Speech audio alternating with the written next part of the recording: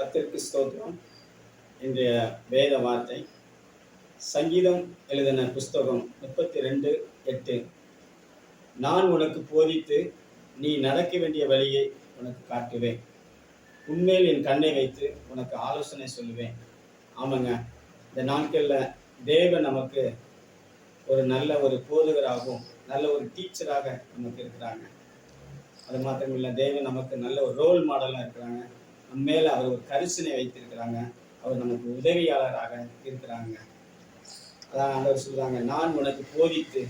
இந்த நாட்களில் தேவன் நமக்கு அவருடைய வழியை நமக்கு போதிக்கும் பொழுது நம்முடைய வாழ்க்கையில் ஒரு நாளும் எந்த ஒரு சேதமும் வராதுங்க. அவர் நீ நடக்க வேண்டிய வழியை நான் உனக்கு காட்டுவேன். நம்ம எங்கே போகணும், எங்கே வரணும் என்பதை குறித்து தேவன் ஒவ்வொரு நாளும் நமக்கு அவர் நம்ம நடக்க வேண்டிய வழியை நமக்கு காண்பிப்பாங்க. அது மாத்திரமல்ல, நம்ம மேல அவருடைய கண்கள் எப்பொழுதும் எல்லா நேரத்திலையும் அவருடைய கண்கள் நம்ம மேலவே நோக்கமாக இருக்கிறதுங்க. அது மாத்திரமல்ல, நமக்கு எப்பொழுதும் ஆலோசகராக இருக்கிறாங்க. நம்ம வேற எந்த ஒரு மனிதனிடத்திலையும் போய் ஆலோசனை நம்ம கேட்க வேண்டிய அவசியமே இல்லை.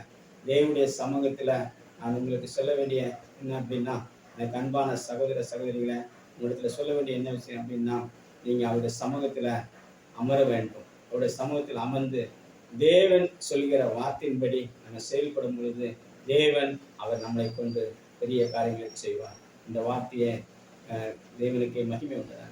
God bless.